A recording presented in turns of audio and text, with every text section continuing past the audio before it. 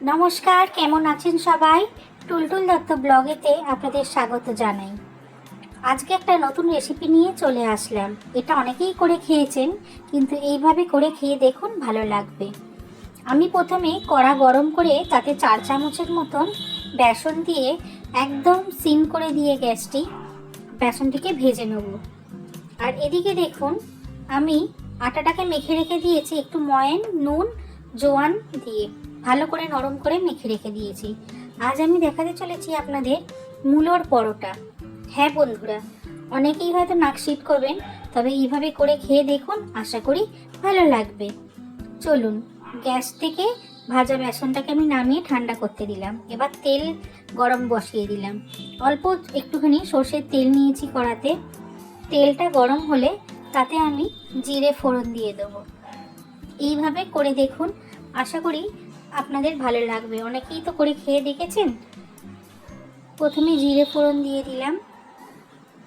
জিরে ফোড়ন দেওয়ার পর এরপর হামানদিস্তাতে আমি অল্প আদা এবং একটু বেশি করে রসুন, 10-15টার মতন রসুনকে নিয়ে আমি থেতো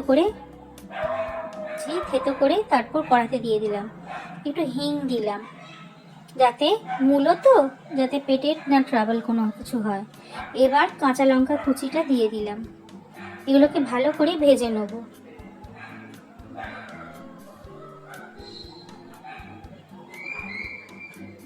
এরপর সামান্য নুন দিয়ে দিলাম। আর ওদিকে আমি মূলোটাকে গ্রেট করে নুন মাখিয়ে রেখেছিলাম, ভালো করে চিপে চিপে জল বার করে নিয়েছি। সেই জলটা ফেলে দিয়েছি। এখানে আমি জলের ব্যবহার করিনি, কারণ এই পুরটাকে আমাকে শুকনো মতন করতে হবে। আপনারা যদি চান ওই জলটা দিয়ে আপনারা কিন্তু আটাটাও মেখে রাখতে পারেন। এখানে আমি হলুদ, লঙ্কা, জিরে, ধনে ও আমচুর গুঁড়ো নিয়ে নিয়েছি। এই মশলাগুলোই যাবে।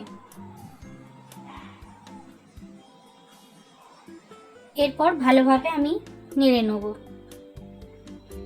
অনেকে এতে গরম মশলাও দেন, তবে আমি দিলাম না। এখানে ধনে পাতা দিলাম, যাতে এটার গন্ধটা মানে ক্যাপচার না, ধনে পাতার গন্ধটা না ক্যাপচার করে ফেলে। এবার ভাজা যে বেসনটা আছে সেইটা আমি দিয়ে দিলাম। বুঝতে পারছেন তো কেন ভাজা বেসনটা দিলাম? বাইন্ডিংয়ের জন্য। এবার যে হামানদিস্তাতে আমি কুটে রেখেছিলাম আদা রসুনটা, সেই হামানদিস্তাতে 3 চামচ থেকে 4 চামচ জল দিয়ে ভালো করে ধুয়ে ওইটুকুনি জল দিলাম। এর থেকে আর বেশি একদম জল দেবেন না, কারণ এটা শুকনো শুকনো হবে। জল থেকে গেলে পুর ভরতে অসুবিধে হবে এবং সেটা বেরিয়ে যাবে। যার জন্য অনেকেই বলেন যে দিদি মানে কিভাবে করব, বেরিয়ে কেন যাচ্ছে। যত পারবেন শুকনো রাখলে এখানে ভালো থাকে। এবার দেখুন, আটা থেকে আমি লেচি তৈরি করে নিচ্ছি। আস্তে আস্তে সব পুর ভরে নেবো। আমার এটা কিন্তু একদম শুকনো হয়েছে, দেখাচ্ছি। অল্প অল্প করে লেচিতে গুঁড়ো শুকনো আটা লাগিয়ে আমি পুরগুলো কিন্তু ভরে নেব। আমার একটু দেখাতে অসুবিধে হচ্ছে, কারণ আমার এখানটা জায়গাটা খুবই শর্ট, তাই কিছু মনে করবেন না। চেষ্টা করবেন একটু বুঝে নেওয়া। যেভাবে আর কি পুর ভরে সেইভাবেই খোল তৈরি করে নিয়ে এটাকে ঠিক নাড়ুর আকারে, ছোট্ট ছোট্ট বলের আকারে পাকাবো। ঠিক নাড়ুর মতন হালকা হাতে পাকিয়ে নিলাম। দেখছেন, একদম হালকা হাতে পাকিয়ে নিলাম। হ্যাঁ, যতটুকু বুঝবেন বুঝে হালকা করে নাড়ুর মতন পাকিয়ে নিয়ে ওটার ভেতরে আস্তে করে বসিয়ে দিয়ে ওটাকে যত প্রেস করবেন পুরটাকে, তত সাইড দিয়ে আটাটা উঠে আসবে।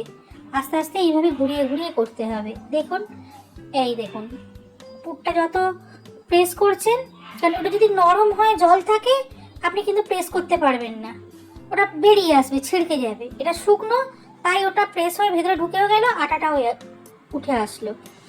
এবার আটাটা এইভাবে করে লেচিগুলোকে সব পুর ভরে নিলাম। চলুন ভেজে নিই।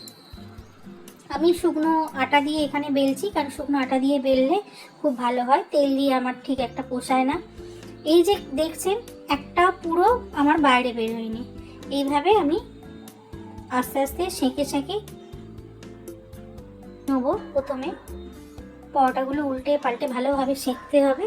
এই যে দেখুন, সেঁকতে সেঁকতেই ফুলে উঠছে। এবার অল্প অল্প করে তেল দুদিকে দিয়ে আমি ভেজে নেব। এইভাবে এক বাটি করে দেখুন। আপনি যদি চান ওই পুরেতে আমচুর না দিয়ে চাট মশলাও দিতে পারেন, সেটা আপনার ব্যাপার।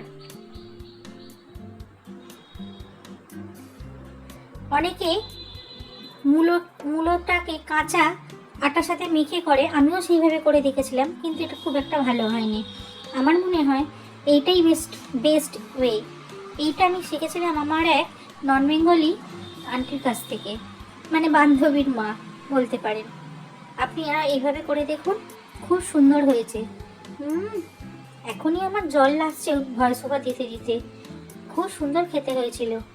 হ্যাঁ, ধনেপাতার চাটনি দিয়ে দুর্দান্ত, এবং ভেতরে ইভেনলি ছড়িয়ে গেছে পুরগুলো, যে একটা জায়গায় আছে তা না। দেখুন, দুর্দান্ত খেতে লাগছে। আপনারা এইভাবে চেষ্টা করুন, করে দেখুন, আমাকে জানান। আসছি, দেখা হবে পরের ব্লগে। ভালো থাকবেন, আবার নিয়ে আসবো নতুন ব্লগে।